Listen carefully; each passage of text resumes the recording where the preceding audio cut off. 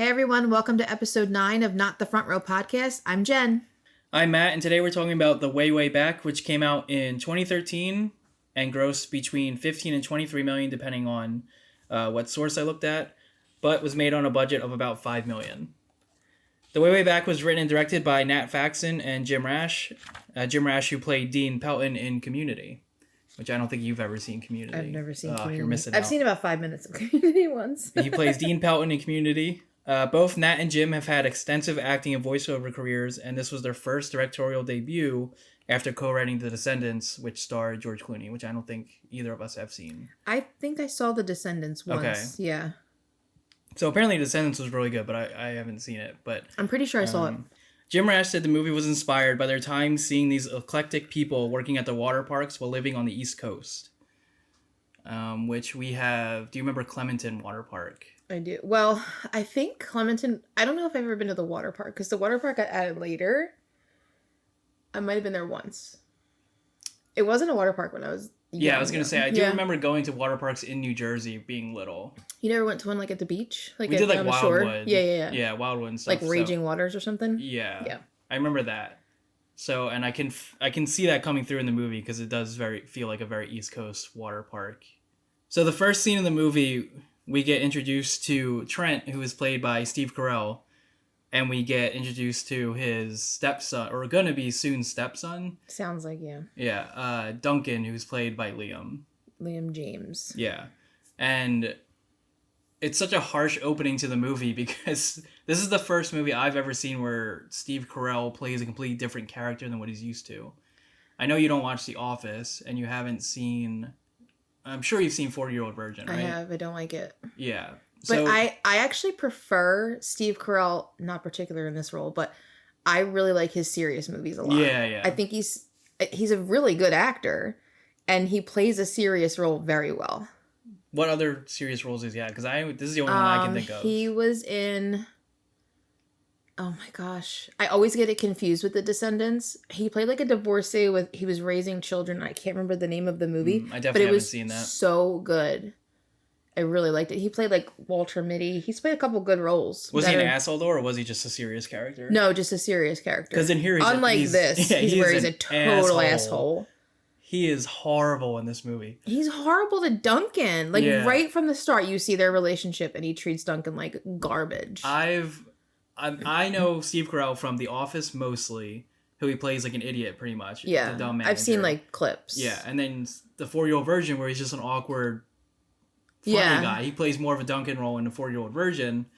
And then the first scene in this movie, he shits on Duncan because he thinks he's a 3. Poor Duncan. I felt so bad for him, like right off the bat. And it's not like this conversation came out of anywhere. He just asked him, what do you think you are on a 1 to 10? And poor Duncan was like, I think I'm a 6. Which is like, I actually thought Duncan was going to lead off being like, I think I'm like a 2. Because you could see like he was like kind of sad. Yeah. And then when he said a 6, I was like, oh, that's cool. And then Steve Carell's, Trent is like, you're a 3. Yeah, I think you're a 3. And apparently that took place. Yeah, so apparently Rash said the conversation took place with his stepdad. It's a horrible. Like, how awful of a person are you to, like, just kick a kid like that? That's probably one of the harshest conversations I've seen a parent have with a kid. And it's not his real parent, it's a stepdad, but...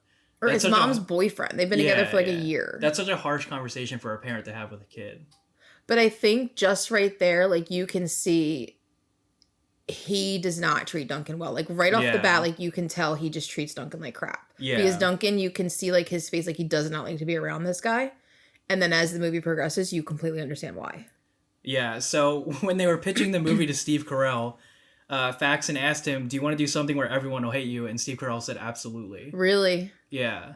So I hated him. Steve Carell was definitely down to do this this part in the movie, and I mean, he killed it. He does such a good job of making you hate him right off the bat. Because everywhere, like, people, like, even though he plays a dopey character in The Office, everybody loves The Office. Right, everybody usually loves his character. Yeah. This one, he is a horrible person. All around.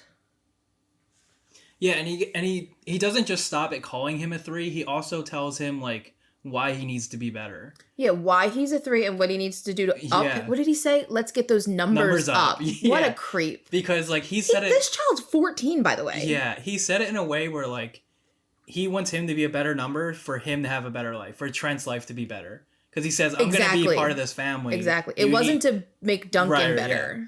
It's to make Trent's life better. Yeah. Because he said, I'm going to be part of this family soon. We're going to be a family. You need to get those numbers up. Yeah. Which is worse.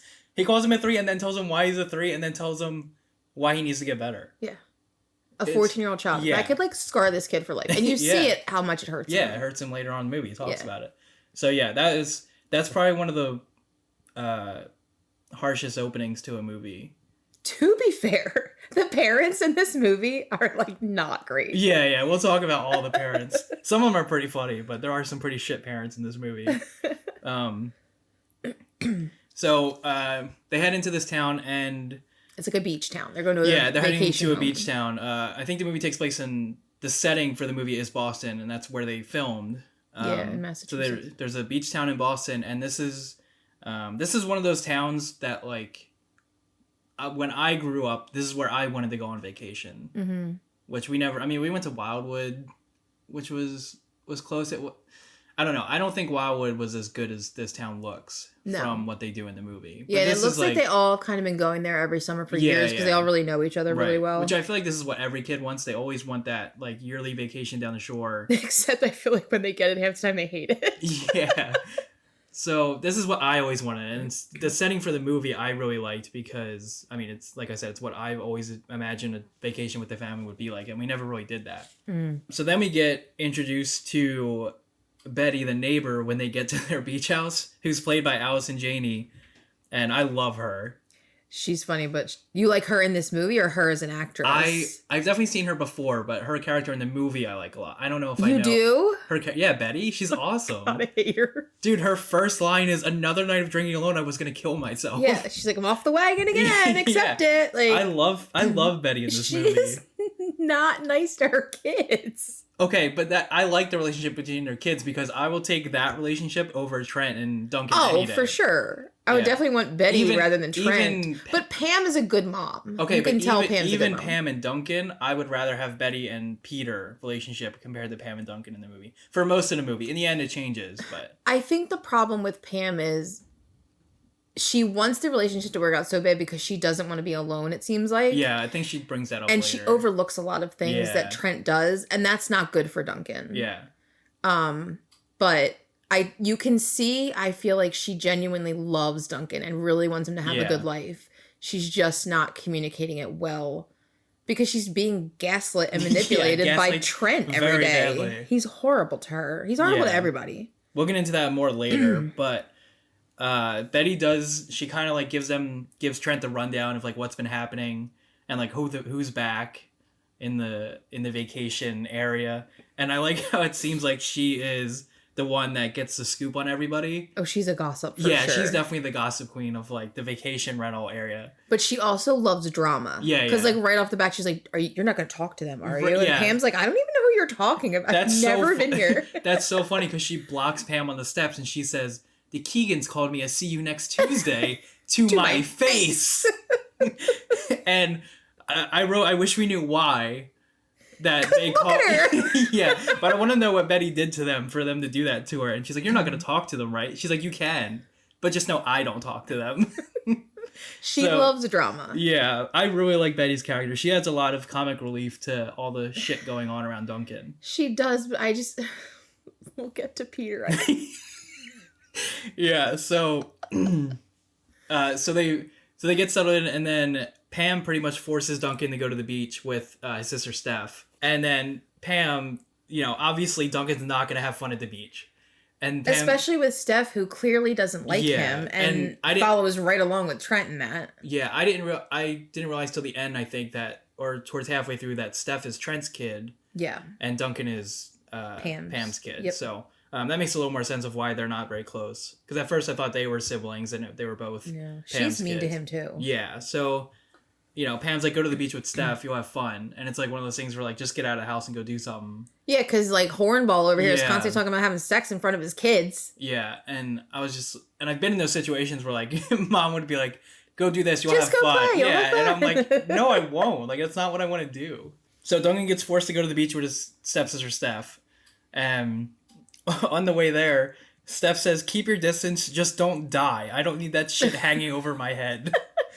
And so you see pretty quick that Steph's also an asshole to Duncan. How old is Steph supposed to be? Like 16? Steph's got to be around Susanna's age, so... But I don't think they ever say it. No, they got to be like 16, 17. I'm thinking 16, 17, yeah. Yeah. Because Duncan says that they're older than him. Yeah, because then there's that guy Chad at the beach, and he looks like he's like 22. Chad? Steph's boyfriend at the beach. Oh, yeah. He's like, oh, why am I dating this girl? Yeah. And then, so Steph's at the beach talking to her friends, and there's just some funny lines that they say that I wrote down. And one of them says, good, I don't get her face. And then someone else says, it looks like she fell on it. Which is like, these are very like teenage girl conversations from what I've seen they're in like movies. Mean Girls. Yeah, they're Mean Girls. So yeah, mean. they're very Mean Girls conversation. And here, they're like on the side, Duncan sitting there in jeans, like Dude, sneakers. Duncan reminds me so much of me because I used to go to the beach with like clothes on, like not beach clothes, just clothes. Like jeans and a t-shirt. Not jeans, because I never wore jeans, but like shorts, like not beach shorts. Oh. And like a t-shirt and like shoes. I used to go in like leggings. Okay, I mean I feel like women can get away with pretty much anything at the beach though. Like guys, it's a little more weird. Guys should usually always like swim trunks and like no shirt and stuff at the beach. Yeah. I'm pretty sure people were like, why is she in leggings? Like, because I don't want to be seen in shorts. Okay. Yeah. Mind your business. But then Steph says, Chad, I'm going to go in the water. And Chad says, I'm in the middle of tossing. We talked about this. I know. Like, first of all, why is he calling it tossing? Yeah. And like, so he prefaced their beach trip with like, I'm going to be tossing with my friends. So like, you're on your own. Yeah. We already discussed this before we came here. And, but you never see Chad until no, you're there Chad's already. mentioned one more time in the whole movie. Exactly. This is his only part, but I love that this is his only part where he just gets mad at Steph because Steph's a bitch. Like fuck Steph, I don't care. She's horrible. Yeah, especially to Duncan. Her friends are terrible too, though. Oh yeah, they're so mean because they just talk shit on everybody. And I feel like Susanna just goes along with them, and she doesn't really actually want to be any part of it either. Yeah, she's just like whatever. And then they're getting up to go in the water, and someone says, oh, I heard they live in a 1-bedroom apartment. And the other one says, ew, tragic. I know. Like, the 1-bedroom apartment's, like, the worst thing to have in the world. But, like, I guess Trent and Steph have money because they have a beach house. But, like, I think he's just a car salesman, right? I don't know what his job is. Because when he came with that car, the station wagon, Betty says, oh, a car salesman with bad taste. What a shock. So I think he's a car salesman. Okay, I didn't pick up on that. But I guess they could, he's got money somehow because they have a beach house and then their regular house, I guess. Yeah, unless it's like his parents' thing, but. Yeah, I don't know. Yeah, you don't really know you don't really need to know, but you don't really know what the beach house, whose it is, as far as if it's his parents or not. And did Betty say at one point, talking to them, that her husband came out or something? Yeah, her husband came out as gay. Okay. Yeah, because they mentioned that. Because I was like, I couldn't remember whose dad that was. So it's Susanna's dad. Okay. Yeah, I think they actually bring that up in this next scene. So we get introduced to Peter, and I love Peter. Peter's so funny. Cute. So Peter. But just like side note, like 16 minutes into this movie, I'm like, I hate everyone. Oh no, I love Betty. Like Duncan, Pam, and Susanna. Yeah, yeah. At that point, I hated all of them except those three. Dude, Betty comes up with Peter, and she like kind of whispers to him, like, just look at the bridge of his nose. Yeah, and then Peter goes, "Are you shitting me?" And she goes, "Your eye makes people uncomfortable." Because she prefaced that by telling them that he had surgery for his lazy eye, but it made it worse. Yeah. Like, that's what I'm saying. She like talked trash to Trent and Pam about everybody before you meet these people.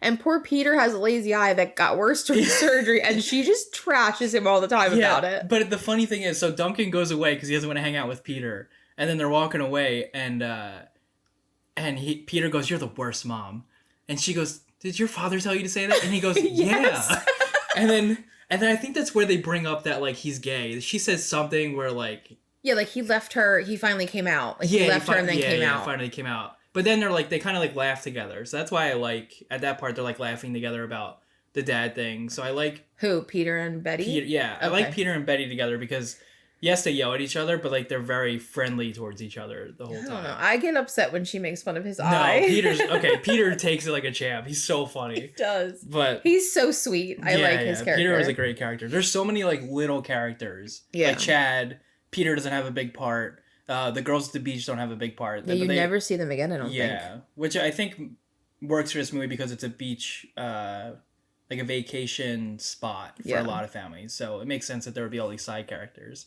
So then we see Kip and Joan for the first time when they're in the house when Duncan gets back. And I like Kip's introduction when Duncan comes down is when Joan's dancing with him. And Kip says, "What's up, Chief? I'm Kip. I'm the one not grinding on you right now." When Joan's dancing with Duncan. Dude, Joan's cringy. And, like, she's so weird with Duncan in that scene. Yeah. I got a icky, like, vibe from her from right away. Right off the bat. Okay, yeah. Well, I'm not a big fan of Amanda Peet, but... Oh, okay. Just... her character in this show, in this movie, I was like, something's off with her. You got that right away. Yes, I didn't like her at all. Not right away. The way she was acting, like... even, like, grinding up on Duncan was just totally inappropriate to me. And I'm like, she's something. Like, something's off with her. Yeah. I didn't get the ick yet, but we'll talk about her. Are her and Kip married? I think they're just together. I don't think they're married. I wrote in my notes, this is when they go to, like, the family dinner that night, where it's just Trent, Pam, Kip, Joan, and him. Duncan. Yeah. Duncan. So Duncan's, and I feel like this is something, I mean, I've definitely been stuck in a situation when I was a kid where like you're just forced to hang out with your parents' friends and you have nothing to talk about. Like you have nothing in common with them because you're a kid. Yeah. But they force you to stay there because you have nothing else to do. Yeah. I've definitely been in that situation with mom and dad being out with friends and I'm just here. Yeah. And that sucks. There's Matt in the corner. Yeah. Luckily I didn't have a mom boyfriend that hated me, that called me a 3. But it's still, I feel like so many Matt, people... you're definitely a 6. I feel like there's so many kids that have been in that situation where you're just stuck hanging out with parents that you don't want to be there with your parents' friends who are like 20 years older than you. Yeah, because he doesn't have anybody his age. Because you figure Susanna's hanging out with some other people who are at home, and then Peter's young. I guess Peter's probably like, what, 9, 10? Yeah, Peter's pretty young. So, like, he doesn't have... he's kind of in that middle range where, like, he doesn't... or he hasn't yet found his spot. Mm-hmm. So... and then there's... and he hates Trent, so he's just going to sit there and deal with this guy. Yeah. And I think this is where I got the ick with Joan in this scene, because there's, like, that awkwardness at the table because Pam doesn't fit in with the other 3. Yeah. Which is... so Duncan doesn't feel like he fits in anywhere, and then you have Pam where it realizes that she doesn't really fit in with Trent and his friends. Yeah, they're just not her vibe, it seems like. She eventually kind of, like, acquiesces, I guess, to everything, but she went to tell the story. Yeah, and she's like, "Oh, sorry, you go ahead." And they're like, "No, you tell it." And then she's like, "Oh, my story sucks." And Joan was like, "Yeah, it does." Yeah. And this is the first time I got the ick with Joan, where I was like, "Oh, Joan, something's weird with Joan." She's a snotball. Yeah. I don't know why I just said that. Can you cut that out? And then, so Duncan talks to Susanna outside, and Susanna is Betty's other kid, which turns out Betty has 3 kids, but we'll talk about her 3rd child later. Oh, right. I forgot about that. Yeah, it was just randomly brought into the movie, but we'll talk about that later. Susanna's played by Anna Sophia Robb, who I love. Yeah, she was really good in this. Yeah, I think she's good in everything, really, but... I think I've only seen her in Bridge of Terabithia and this, from what I remember. Yeah, I've seen her in a few things. I can't think of any off the top of my head. But, I put down that Susanna might be the 3rd woman Duncan's ever talked to after his sister and his mom because of how awkward he is. He is a little socially awkward, but he's also 14. That's an awkward age. Yeah, that's a terrible time to be alive for a kid. My God. It's just rough. You're going through a lot at that time, especially if you're in that awkward phase. You're on vacation with people, you have no friends around. Yeah. So. And he really just wanted to be with his dad. Oh yeah, he talks about how much he pretty much. I think 3 different times he brings it up how he hates being with his mom here. He'd rather be with his dad, which is a whole. And it's not because of his mom; it's because of Trent. Yeah, yeah. So Duncan's going through a lot at the beginning throughout this movie. And then Duncan finds the girl bike in the garage, and it's very fitting that he would end up with a princess bike to start riding his bike. He was riding that bike so happy with that pink basket on the front and the pink ribbons hanging off the handlebars. Yeah. But he was so happy just to be out of that situation for like a minute.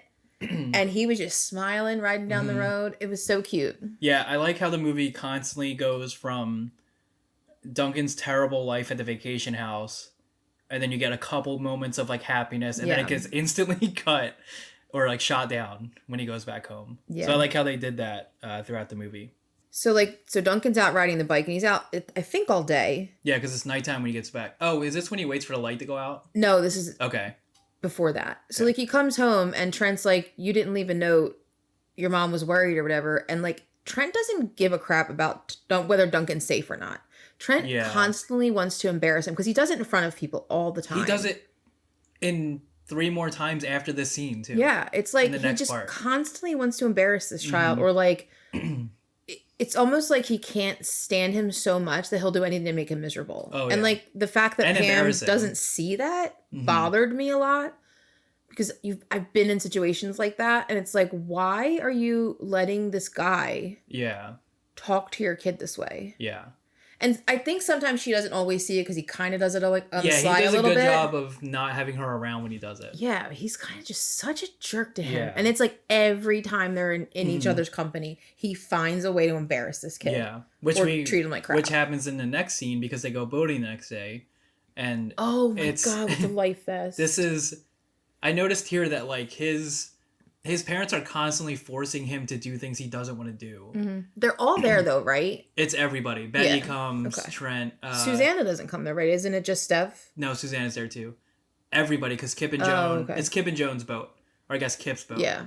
And then Susanna, Betty, Peter, they all come out to the boat. Yeah. Because this is when Betty's like, don't worry, I'm just inviting myself. Yeah. And then hops on the boat with them. But when they're getting on the boat, Trent's a dick again. And forces him to put on the life vest. This giant life vest that literally swallows this kid up. And Pam's there this time when he's like mean. But here's the thing: Trent says, "Oh, Duncan doesn't know how to swim," and Pam says he does. He's just not comfortable in the water. Yeah, and it's not even that he says it like that. He says, "Oh no, Duncan can't swim." Yeah, like talking down to him. And then like you're sitting on a boat. And Pam tried to say, like, oh, he doesn't need it, he'll be fine. Right. But Trent insisted that this kid wear this big-ass life vest. And the only one on the boat. Yeah.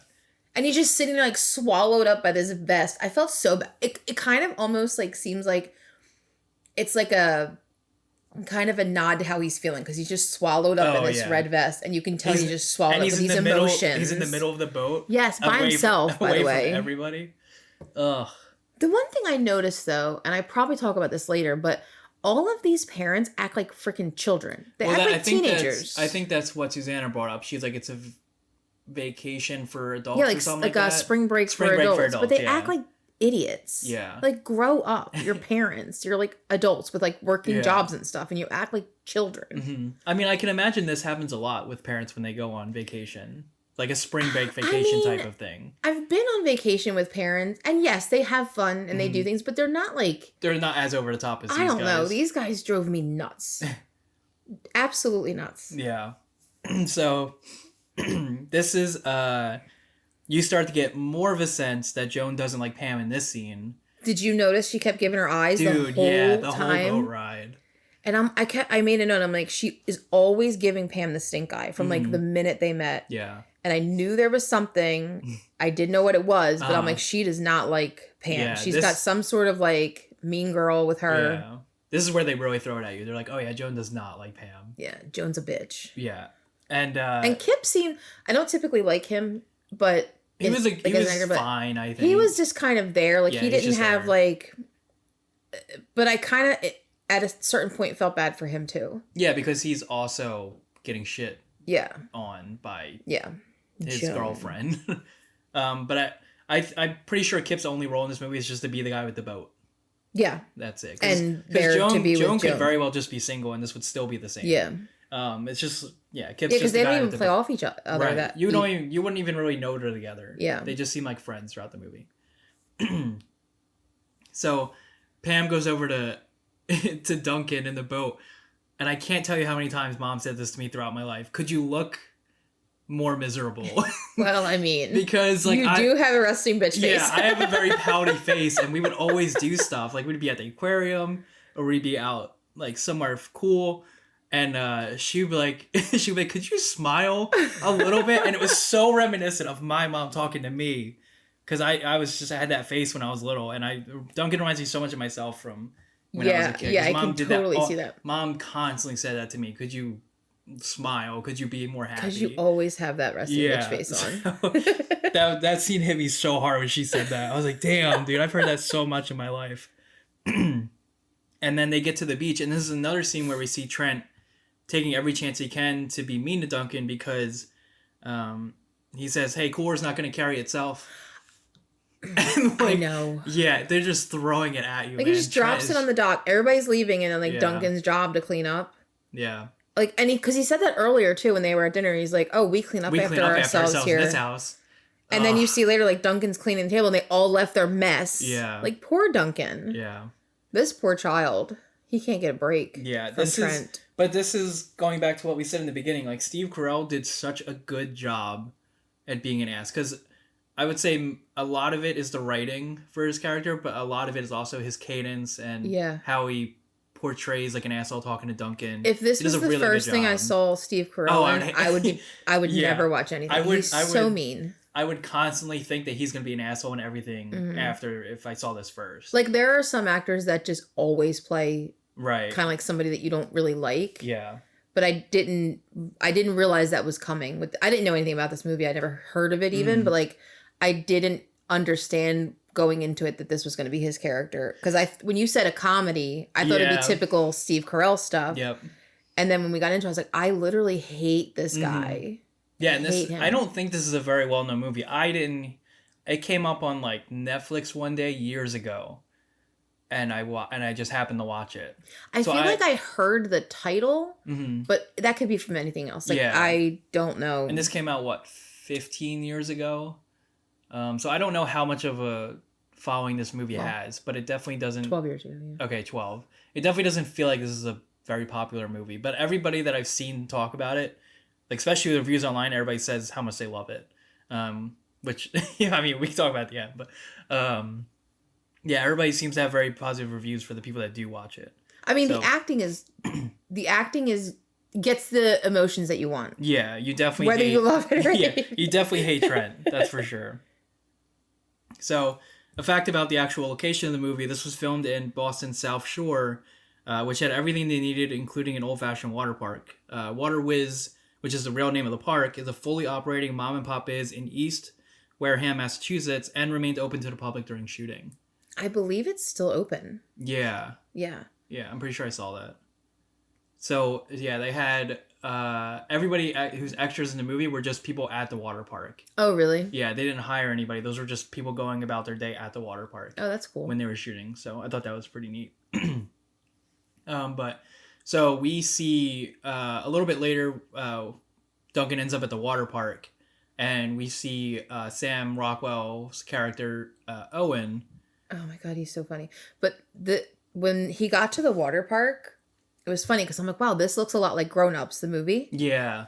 And then as I was reading about the movie, it's the same water park. They filmed it at the same water park. I did not know that. As Grown Ups. And I was like, well, that, you know what I mean? Like, that's why I caught that. Like, because I thought that immediately when I see him walk up to there. I'm like, wow, this looks a lot like Grown Ups. Uh-huh. And then I read it and I'm like, oh, that's cool. Because they used it to the same place, the same, the Water Whiz or whatever it's called, which I think is the name, right? That's what you said. Water Whiz, yeah. But yeah, I mean, Owen. And we see Owen a little bit earlier at the Pac-Man machine, but it's not anything. So he kind of had like he knew met Duncan, him, but now he really gets to kind of befriend him a little bit. And I mean, my problem with this movie was I could have wrote down every line that Owen says because Owen says the funniest shit. He does say the funny. Half the time I'm like, what the hell is he talking about? Yeah. But it's funny. Yeah. But some of it I couldn't even get. He talks so fast and so much.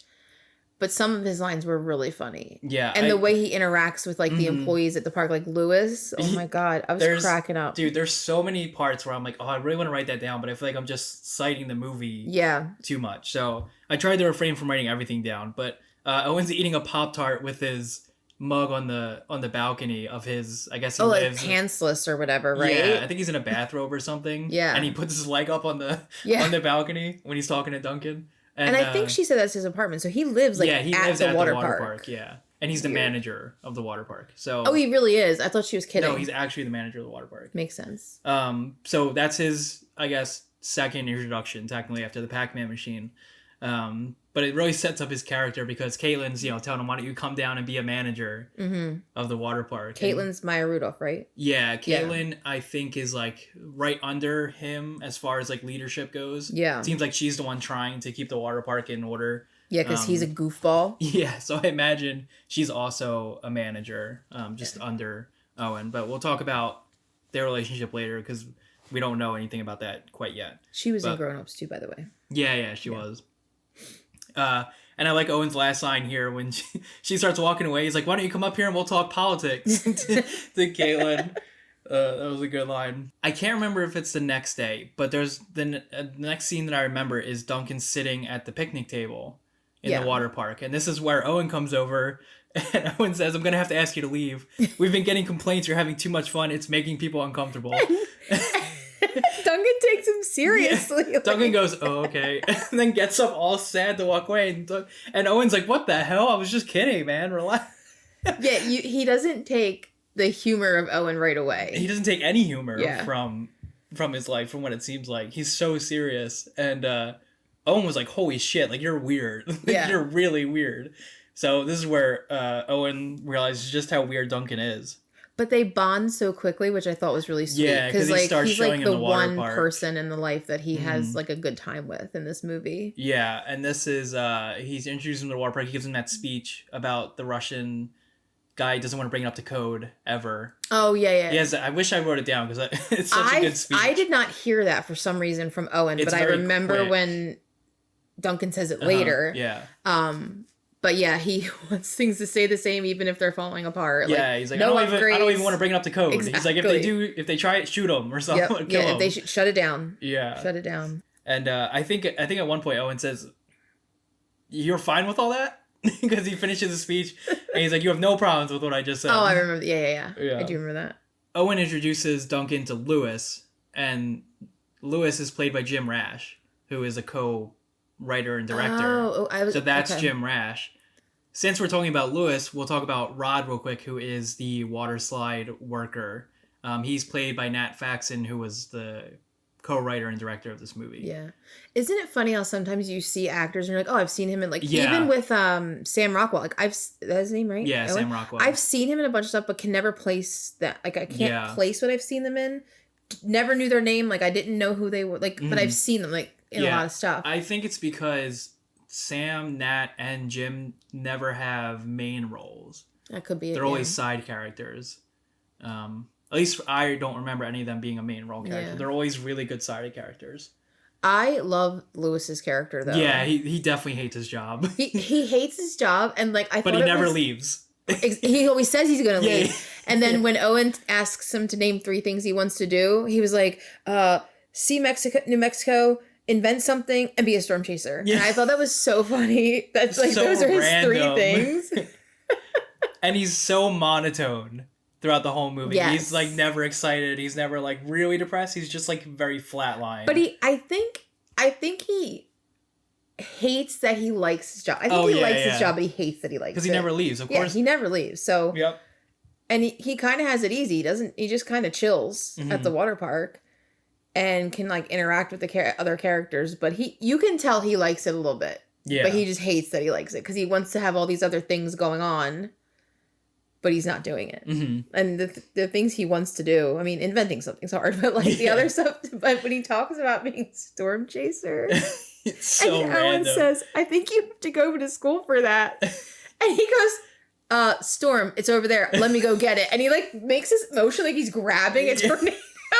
And I don't know why. I found him so funny. Like he was so endearing to me for some reason. And then Owen tells Duncan, don't let the Dahmer glasses fool you. And I'm like, oh, those are Dahmer glasses. Yeah. He's an interesting character. I like him a lot.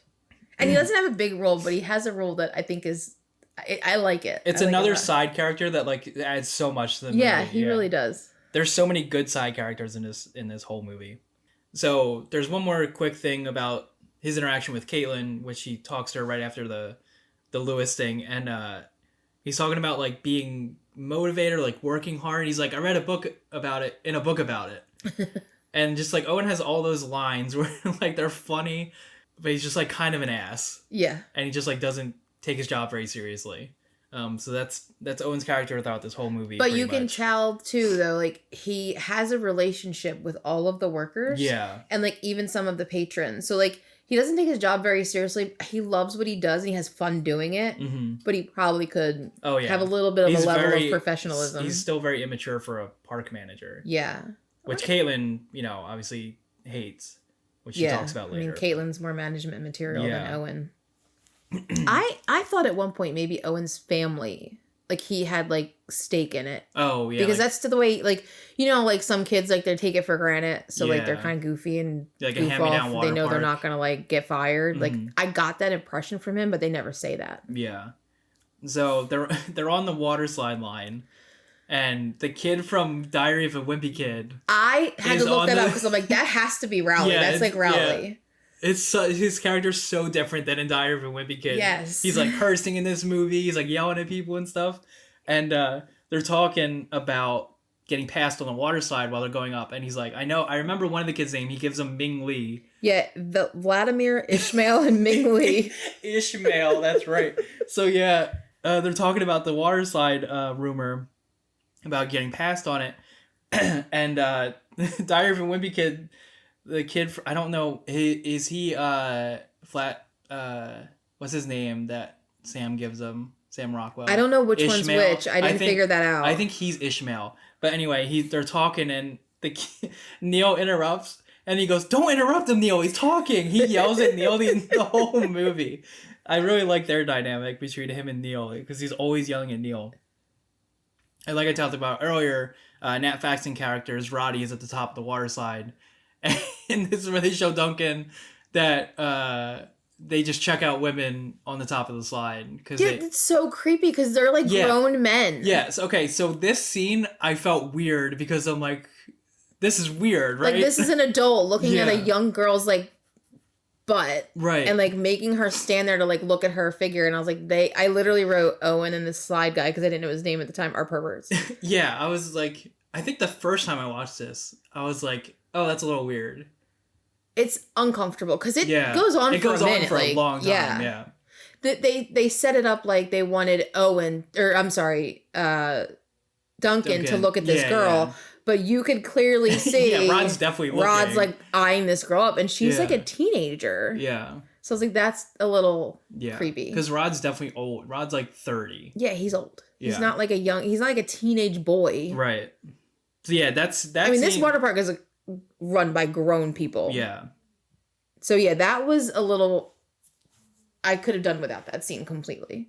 Yeah, we're on the same page with that, and I wonder if that's. I mean, this is the only part in the movie where I was like, oh, that could be taken out. Like, I didn't need that in the movie. So, And I guess, I don't know, hindsight, maybe because, sometimes they look back at movies they've done years ago. And and it was 2013. It was a very different time. Yeah, so. It's totally different. But I didn't like that part at all. Owen's leaving the water park and he sees Duncan there and he offers Duncan a ride. And Duncan's putting the bike in the car. And Owen goes, the car's just the right amount of shitty. Be careful. I wrote here a little thing between you and Owen because Owen says he's terrified of clowns. And I was like, damn, you and Owen would get together well because you both have the same sentiment about clowns. Because Owen hates clowns. Who doesn't hate clowns? I mean, it's pretty... I think more people hate clowns than like them. Yeah, they shouldn't ever be a thing. I mean, ever. I don't think ever... But what's their purpose? No purpose. Well, they don't belong. Was pretty cool. The circus is creepy. Okay. The circus should not exist either. Okay, that's a crazy statement. Is that a hot take to you? Because the circus is horrible. They abuse the animals. They have clowns. The abuse the animal part, I understand why you wouldn't want it. But I mean, just for the clowns, like there are people that grow up their whole life, training to be clowns, and like that's their job. Yeah, that shouldn't be a job. Okay, might be a hot take. But, so I would bet more people don't like clowns than do. So, although funny thing is, my neighbor as a child was a clown. Oh, you hate him? I don't think I got scared of clowns till a little bit older. Yeah, clowns I think used to be fine, and now people are way more scared of clowns. Because I feel like I'm not gonna say it. Never mind. Okay, we'll save that for when we turn the mic off. Okay, so Owen drops him off. This is where Owen offers Duncan the job at the water park. This is the first probably scene where you're like, okay, Duncan's life feels like it's turning around. Yeah, because now he has something to do. Yeah, he's finally happier or gonna start enjoying himself on vacation. So because I feel like now he has somewhere to go every day, and he's building a relationship with these people, and they seem like they value him. And Owen's just really nice to him. Yeah, which is cool to see because everybody was just so mean to Duncan for the first part of this movie. Yeah, poor Duncan. But then they go to the barbecue the next day. Betty's barbecue, her clam bake. Yeah, so, and when Duncan gets there, Betty's like, yeah, I think Peter's under the table somewhere around here. And it's so funny that Peter's under the table with Luke and Leia kissing. And he's like, Duncan's like, they're brother and sister, right? And he goes, yeah, and keeps making them kiss, which is funny. And I think this is where Peter has the eye patch on now. Yeah, she makes him wear an eye patch because she said people can't tell where he's looking. Yeah.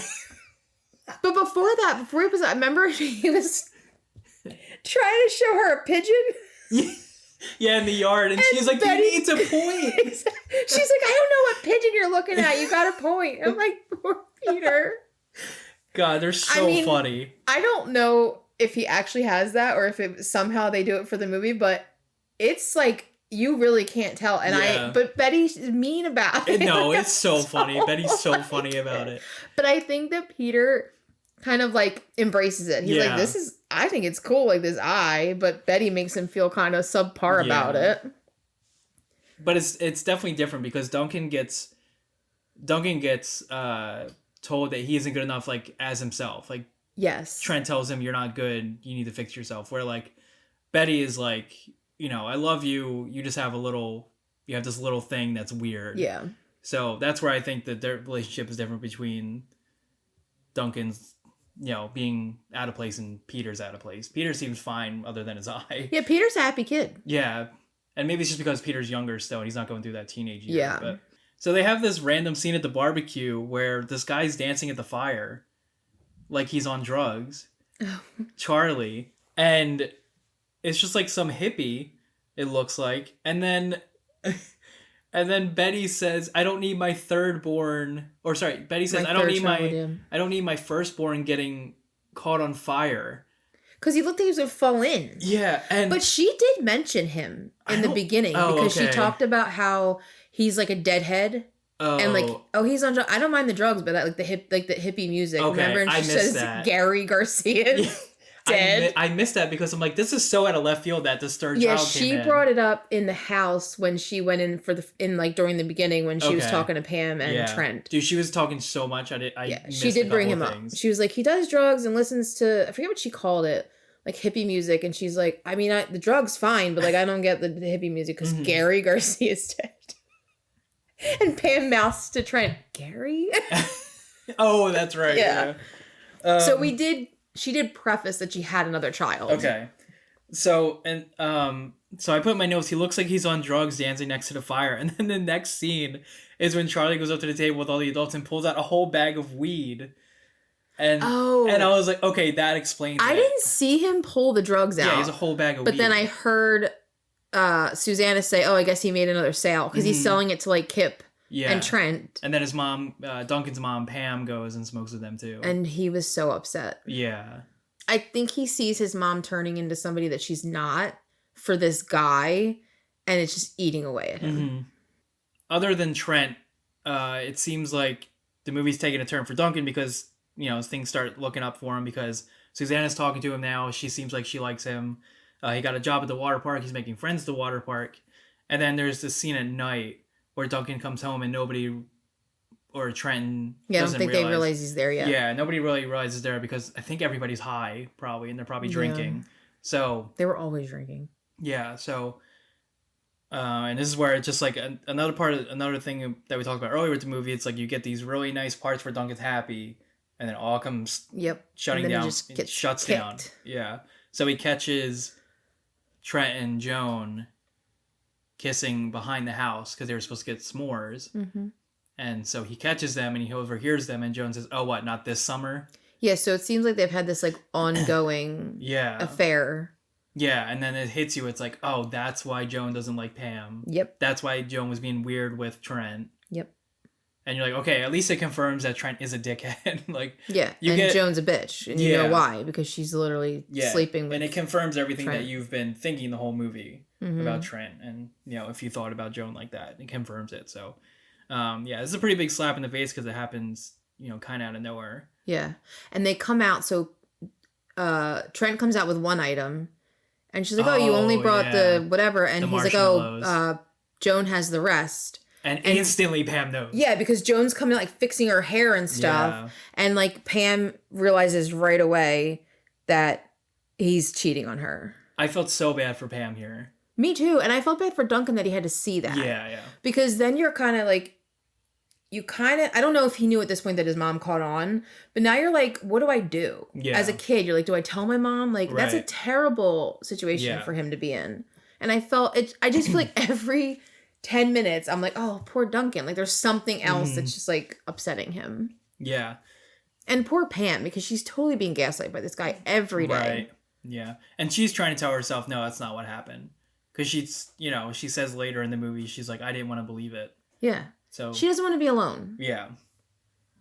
And I feel like she's 2 years out of her divorce and a year with Trent. I mean, why would she think she couldn't trust him? But obviously he's a scumbag. Duncan goes back to the water park the next day, and this is where we get the breakdancing scene. Yeah, and he's got his official shirt on now. Yeah, he's an official employee. Now he's an official employee. And Owen and Rod and Caitlin talk about, there's a group of kids over there. They're starting to block an area of the water park. So they weren't causing trouble. They were just creating a crowd that became dangerous. Obstruction.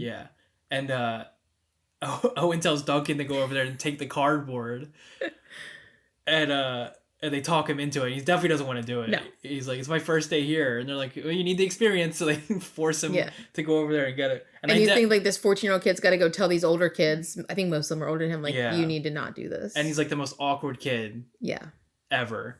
And then I definitely thought he was going to get beat up here. I did too. I literally wrote down, I'm so glad that instead of beating him up, they had him dance. Yeah, I didn't think they were gonna like hurt him because obviously Owen and them would have stopped it. But I definitely thought he was gonna get like a black eye or something because that just feels like something that would happen in this point. But I'm glad they turned it around and did it in a more positive way where the kids force him to dance. He got the nickname Pop and Lock. Yeah. Which is really cool. They call him at the rest of the movie, right? Yeah. So he becomes this almost famous character in this water park now with the name Pop and Lock. And I like there's one more part where Owen and Rod are talking to each other. And they're talking about the dance moves that the kids are doing. And Owen says, any jukin or boopkin?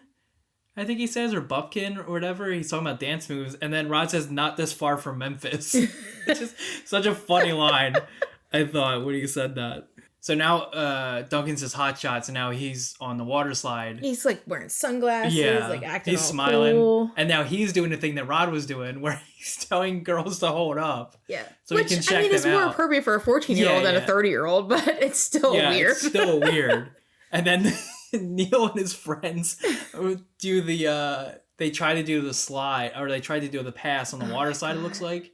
And then... Yeah, so I guess like the urban legend of this park is that you can be in the slide, which is in a tube. Yeah. And somehow get around the other tuber. Yeah. So the three of them... And Owen said one person's done it before, ever. Yes, and he made it sound like it was him. Mm-hmm. But like the three of them decide to go down this slide. Like, who's trying to pass who? You got three people. Mm-hmm. And then Owen comes up the water slide. He's like, what happened? And... Duncan goes, they said it was for the good of science. And he said they rushed me. I'm like, I don't think they rushed you, but okay. Yeah, because they all just like ran really quickly to go down the slide. Mm-hmm. And then they got stuck. Yep. And then Diary of a Wimpy Kid is he's so much angrier in this movie. And because he's yelling at Neil while they're in the slide. Yeah. And he's just telling him how he got stuck. And but they send the kid down the water slide to dislodge Malcolm. But the way Owen asked for that with the song, oh my god, the song from Footloose, it was cracking me up because those kids are like, "What the hell?" Anybody Footloose? I need a hero. Yeah, he's like, "How about the remake?" And nobody said one. But it's like a bunch of 10 to 14-year-olds on the water slide. And they get Malcolm. Malcolm's like, I'll do it. I'll go dislodge them. Yeah. And this is where you see what happened with Caitlin and Owen, because after they dislodge them, you know, he's high-fiving them and everything, and they're all so mad. Then Caitlin comes over and says, you know, you can't do that. Yeah, like nobody got hurt, but they could have. Right, yeah. And then Caitlin says, this is why this doesn't work. Yeah. And you see, and you realize that, oh, like, they could be together or they were together, and now, but he's too immature. Yeah. That's why she's not with him, so. The one thing I don't understand, though, is why Duncan was keeping it from his mom that he got a job at the water park. Probably because he didn't want his mom to go there. I guess. He probably doesn't want anybody, because he doesn't tell Susanna either.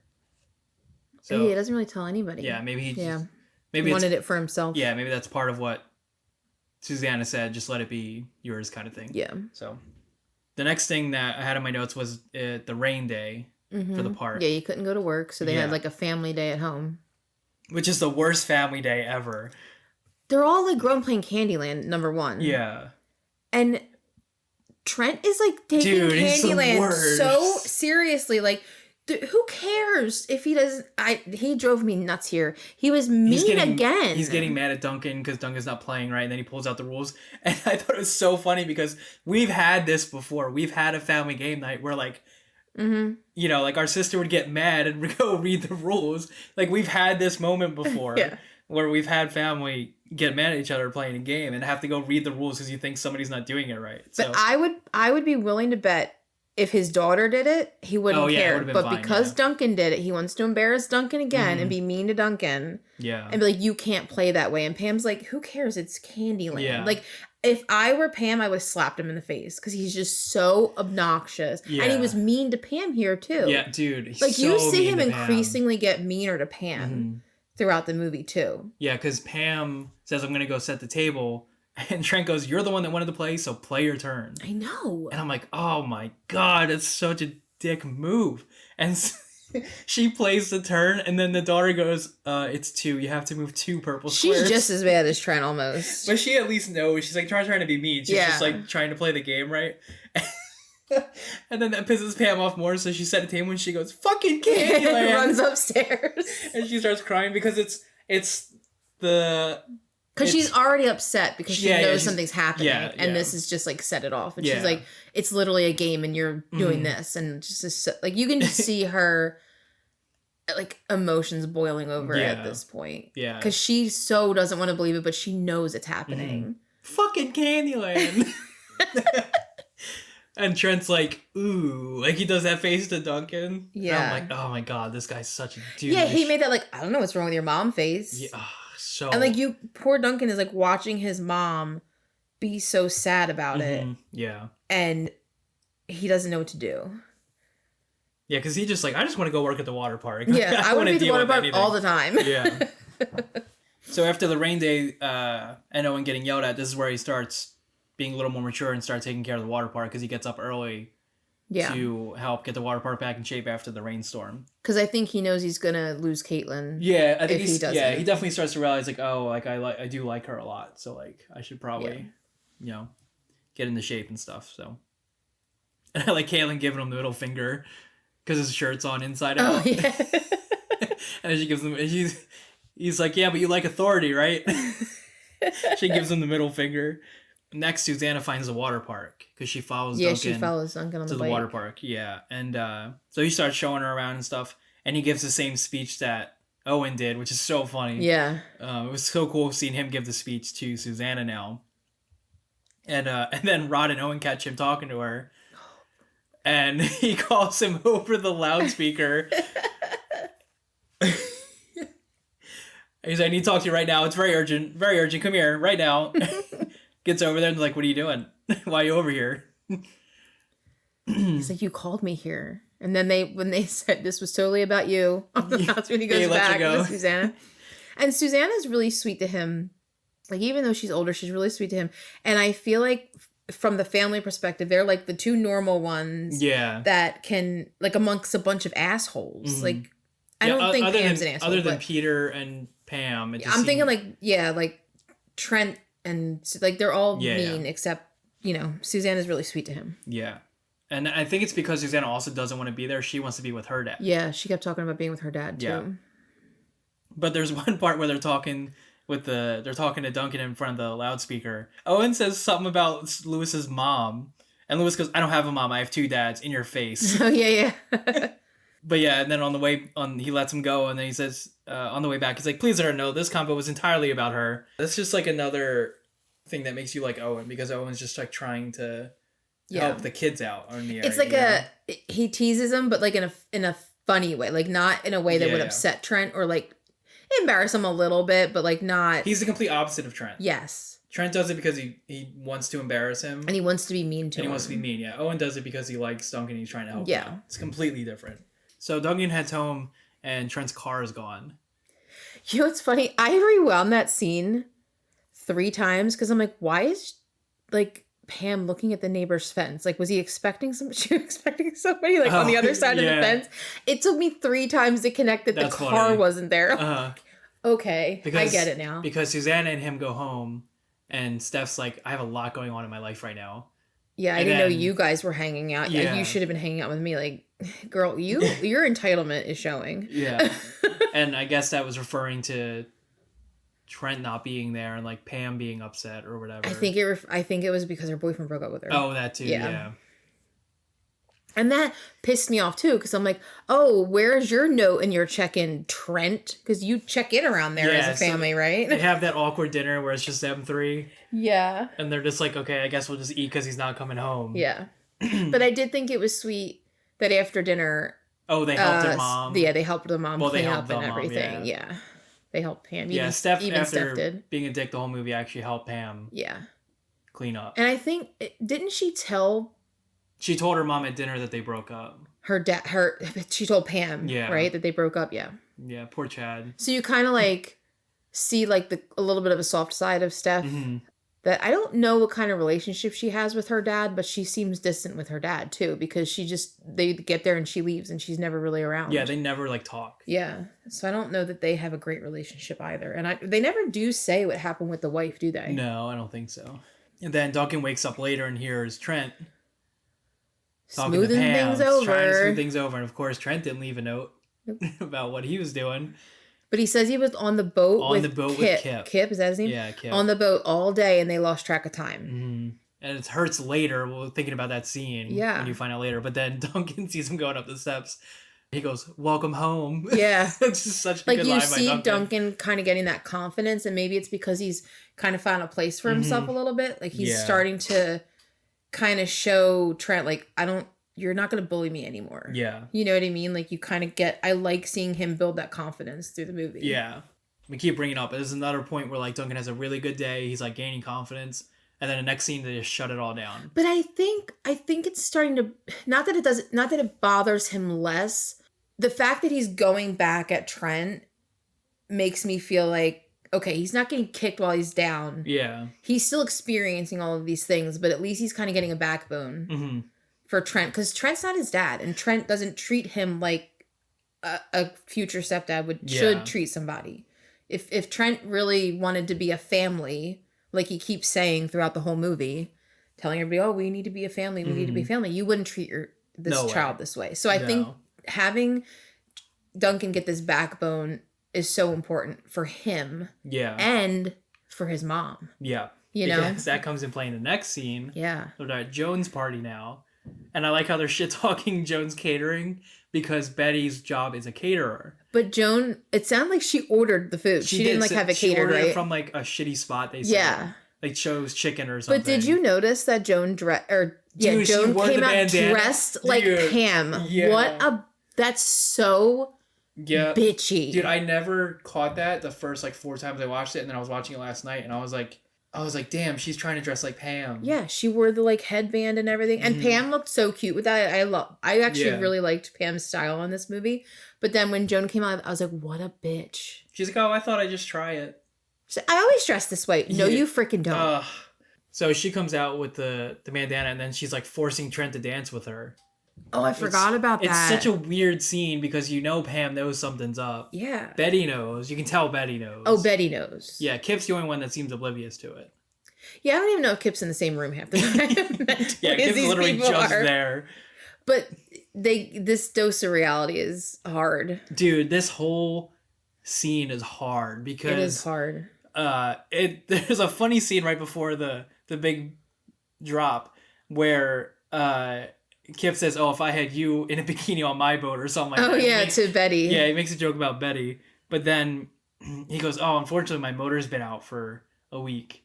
Yeah, and he's like, "I can't get it fixed for another week." And then Pam's like, Dude, "Wait, you were supposed to be on that boat." I wrote in all caps. Then you find out Kip's motor's been out for a week, and it's like, oh, and then Pam hears it, and she's like, and she can't deny it anymore. Yeah, she's just like, I think she instantly starts crying and gets up from the table. Yeah.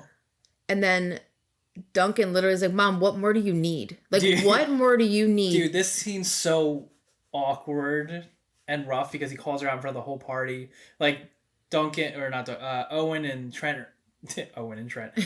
Trent and Joan are dancing together. There's a bunch of random people there at the party. Yeah. Calls her out in front of it. She's crying in the middle of everybody. And he says he's sleeping with her. Yeah. He's like, you can't deny it. Yep. Anymore. And I was just like, oh, that scene hurts. But the thing that, and it gets worse. Really bothered me is then I guess Trent is trying to like deny it or whatever. Jones like doesn't even give a shit. She's like, whatever, I'm just here. I don't know what's going on. Yeah. Like, you know what's going on. You're a scumbag. And then Duncan pushes him. The fact that Trent went back at him, dude, I was like, you are a grown-ass man and you just lunged at a teenager. Yeah, I wrote, Trent's ready to beat up Duncan. Yeah. I was like, oh my God. Like, I said, how dare Trent physically come at the child? Yeah, he goes after him. And I think Kip stops him or something. Or yeah, I can't remember who stopped him. But yeah, they did definitely grabbed him. And then he spills the beans about the dad. He tells him his dad doesn't want him. Yeah, which just like ruins And you kind of knew that because I think before that, Duncan was telling Susanna that his dad was moving to San Diego and like he needed a little bit of time to settle in with his new young girlfriend. And you kind of knew there like his dad doesn't care. Like you got a lot of like kind of deadbeat dads in this movie, it sounds like. But to tell a child that your dad wants nothing to do with you. And he doesn't know. Like her mom he thinks he's all right. He's gonna be cool with his dad. Yeah, Pam was trying not to have Duncan find out about that. Yeah, because you don't want to hurt your child. Yeah. So like, on top of calling him a 3, he tells him his dad doesn't want him. Horrible. Which, yeah, I mean, 14-year-old in that situation must be terrible. And it's almost like you can physically see Duncan feel that. Like he just like looked like had this like, I don't know if visceral is the right word, but this just like punch in the gut. I felt so bad for him because I mean, it's just like the final blow of the Trent and Duncan relationship. Yeah. And Duncan did nothing wrong. Like he probably could have taken a better time to do this. Yeah, maybe not in front of the party. But it got to the point where he was like, I can't watch this go on in front of my mom anymore. Yeah, because that's when she started crying, got up from the table when he stops her. Yeah. Because I'm sure he thought Pam was just going to brush it off and go home. Yeah. Or something like that. And Joan's just standing there like an idiot. Like, I'm so innocent. I didn't do anything. And then the final blow of the night is when Duncan tries to kiss Susanna at the beach. He read the signs a little bit wrong. Yeah. And Susanna isn't exactly down with it. So then it that fucks him up too. On the way back from the beach, Duncan hides under the pier and hears Trent finally admit that he cheated on her. Oh, right. Yeah. Because they're talking on the balcony. Yeah, the deck. Part. Yeah. And he gives the He's like, it's a mistake. I messed up. Like, he didn't mean anything. He gives the I have to be better speech. I'm gaslighting you over and over again. And Peter's under it. And Duncan's like, no, you can't come with me. And he's like, take me with you or I'll scream. So totally blackmailed Duncan to take him wherever he was running away to. I love how he's just under this random pier. He's just a kid. He's just playing wherever. It's not like Betty's looking for him. He's just under this pier. So they end up going to the party at the water park. Yeah, they didn't know there was a party though. They kind of stumbled upon it because I think Duncan thought nobody was there and he was just going to go hang there because he was climbing up the fence. Yeah, and then Rod goes, you could just use the gate. And this is Lewis's going away party. Yes. His third, I think. Yeah, because Owen says, I think he's really going this time. Yeah, it's like at least his third going away party. He's giving his speech, and they spray him with the water gun. Well, the best thing is, before that, Owen goes to give him the Peter. Owen goes to give him the pool skimmer, and he says, you could go catch thunder clouds with this. Yeah. Louis like, oh, thank you. And we have to talk about Owen meeting Peter too, because that's pretty funny. Did he meet Peter? He had to meet Peter before they gave him the gift. Right. All right, let's back up a little bit. Yeah, it's right when they come in, and he's like, "Hey, who's your little pirate friend?" Your little pirate. He's like, "What's with the eye patch?" And he goes, "Oh, my mom makes me wear it." He goes, "Well, now you have to show me your eye." He takes off. He's like, "Whoa!" Yeah, I love that he makes Peter feel cool. Yeah. Like, he's like, that's the coolest thing. He's like, if you know how many bits I could do with that eye? Yeah. He's like, look me in the eye, and he turns his head sideways, looking at Peter. And then even like he even makes Peter feel confident because Peter's like, I don't have to be ashamed of my eye. Yeah. Because I think Betty kind of tries to like make him feel a little bit of shame for it, and he's able to take his eye patch off and join the party. Tried to grab a beer, and Owen was like, no. Yeah, it's Peter's acting like he's like 21 grabbing. Yeah, he's acting like an adult. And then, Lewis is giving his speech, and they spray him with the water gun. And I like how Lewis says, "My doctor said not to get water on my face." Like, what is that? What does that mean? What is that line? Lewis reminds me of Kip from Napoleon Dynamite. Yes. Dude, so similar. So this is where we get to find a little bit of Caitlin's story with Owen. Because Caitlin says, I only plan to be here for a summer at the water park. And then Caitlin says, but I ended up being here for 3 years because of you. Yeah. So she stayed because she wanted to be with Owen. Yeah, and she says she doesn't want to regret it. Like saying, right, yeah, I don't want to waste I want these us 3 to years. be a couple, yeah. Yeah. It seems like they could pretty much get back together. Yeah. Yeah. Which was cute. And Owen's finally taking more responsibility at the water park. Mm-hmm. The next morning, Duncan's on the water slide, and him and Owen talk. And this is where he tells Owen about the 3. Mm-hmm. And this is another rough scene because he's telling Owen how much he hates Trent. Yeah. How he doesn't want to go home, how his stepdad told him he's a 3. And I wrote Owen's a much better father figure to Duncan than Trent will ever be. Because Trent, builds him up and he says that's what he thinks. It's not what you are. Owen says that, yeah. Yeah, Owen tells him that. And he tells And it seems Duncan like Owen had that same relationship with his dad because he says something like, I know this firsthand or something like that. Yeah. Yeah. Yeah, so I really like Owen's speech to him about, pretty much fuck Trent. Yeah. Who cares what Trent thinks, You. You also get the sense Duncan finally says, like, how much that conversation has hurt him throughout the whole movie. He's been thinking about it the whole time. Like, how do you not think, like, that sits in your head. Like, that's rent-free in your head forever. Like, you're never going to forget that this guy called you a 3. Yeah. And basically told you were a piece of shit. Yeah. At 14. Mm-hmm. And Duncan brings Peter home after they're out all night. Mm-hmm. So they bring him back home, and Betty comes out and says, "Where the hell have you been all night, young man?" And Peter goes, "Not now, woman." Not now, woman. I thought that was so funny. He becomes such a good character. Like, the little bit he has, but he's so funny. Yeah, and then she's like, "What the hell?" And he goes, "We'll talk when I get up." I know. Dude, Peter's such a good freaking character. It's so funny, the little lines he has with his mom. But then Duncan gets home, and Pam is leaving with Trent and his daughter. They're leaving early. The car's being packed. Duncan goes to talk to his mom in the house. And then this is where what you were talking about a little bit earlier is where Pam tells him why they're leaving with Trent. Yeah. Where she said, you're 14, you don't understand, you don't know everything that's going on in the world. And she says she's scared, I guess, to be alone, like is what you were talking about. It's difficult. Yeah, he doesn't understand it. Yeah, which is pretty much the reason that you were talking about earlier that she gives. This is the part where it seems like for the first time somebody's like nice to Pam because Betty gives her a hug and says, "I think you're great." Yeah.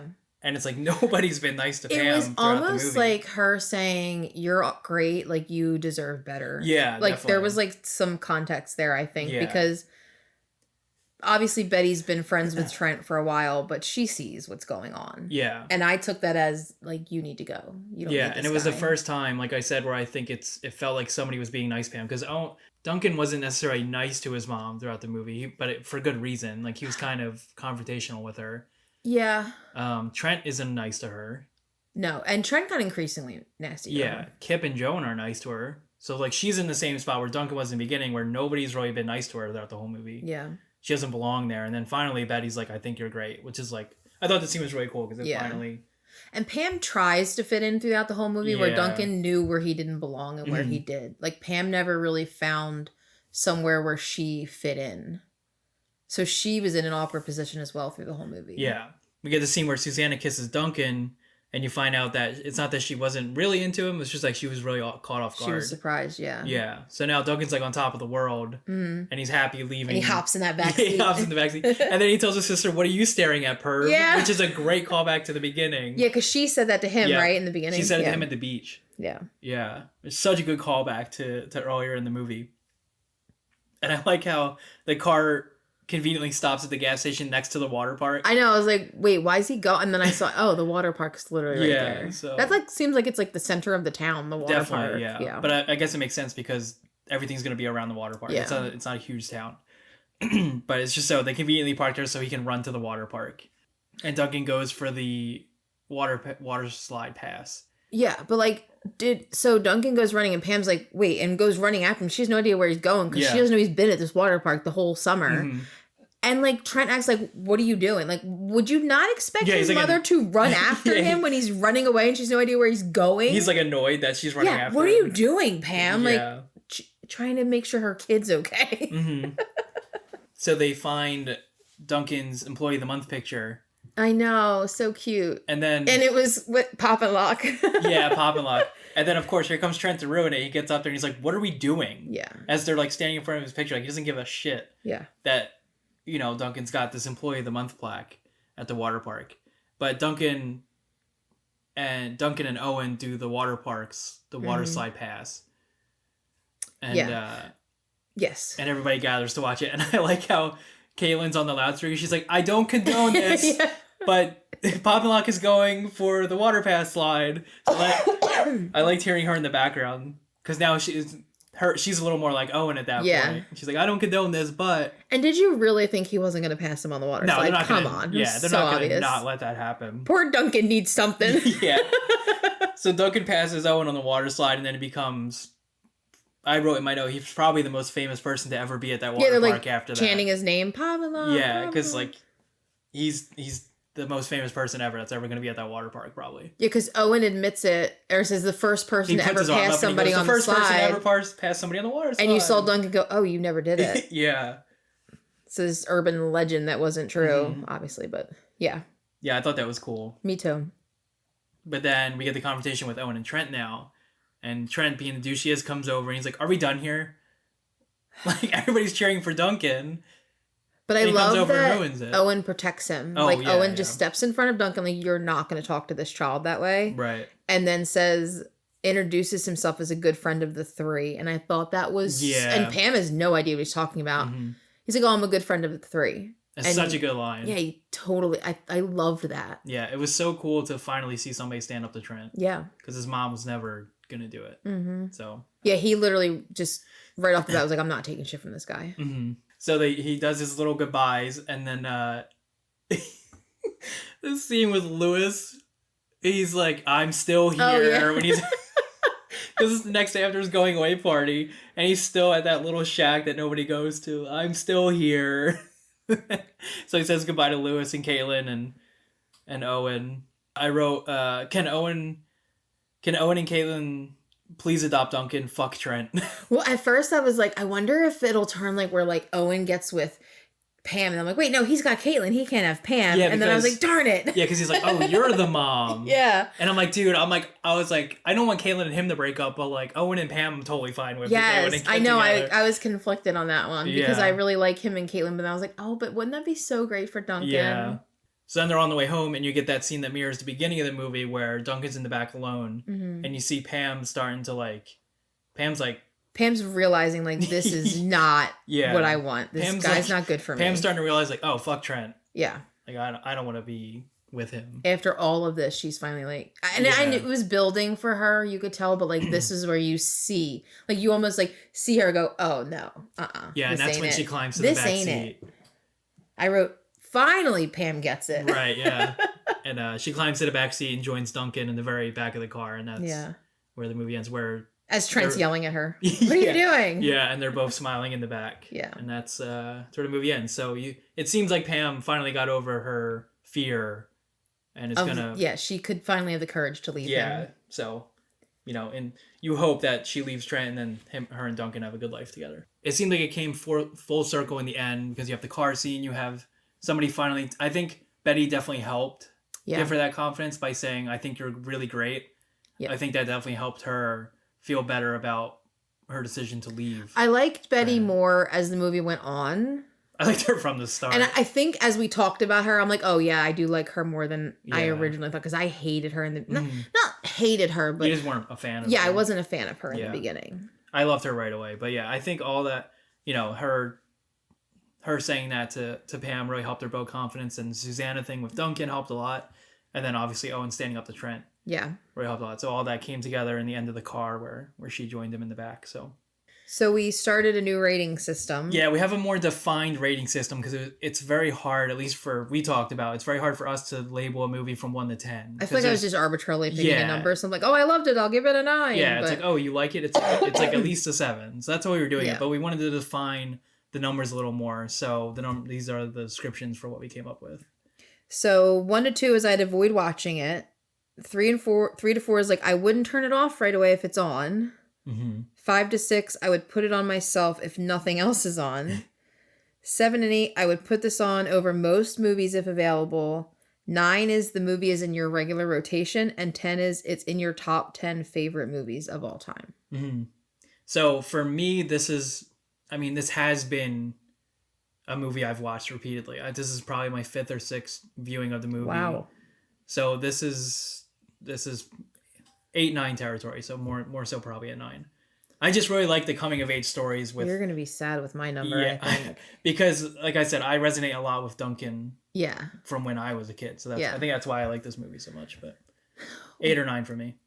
I rated it, and I kind of feel bad about the number. But in the scale that we're talking about, hey, give it how you feel. It's a 4 for me. A 4? A 4. Wow. Because I wouldn't turn it off, but it's not a movie I would be like, oh, let me turn the way back on. Yeah, like you wouldn't, if you're having like a family movie night, you're not like, oh, let's watch the way back. Yeah. So I feel bad because 4 seems so low, but just based on the new rating scale that we have, it falls in the 4 to me. So you would not put this on over other movies that you like? No, like if I'm sitting there looking for movies to watch, I wouldn't be like, oh, the way back, I'll put that one on. Damn. Okay. I mean, that's your honest feeling. So. I liked the movie. Yeah. Just the number where it falls in the scale is a 4, which I kind of feel bad about. But I think just because I hated Steve Carell so much, it probably has a lot to do with my number. I can't watch him. He's just so mean to that child. Yeah. Like, it's just not something that I didn't find enjoyable. Yeah. It's because of that. Yeah. I mean, most of the movie is just him getting shit on. So yeah. I can see why. And I really think that's a big part of it. Like, I don't want to watch this poor child go through it over and over again.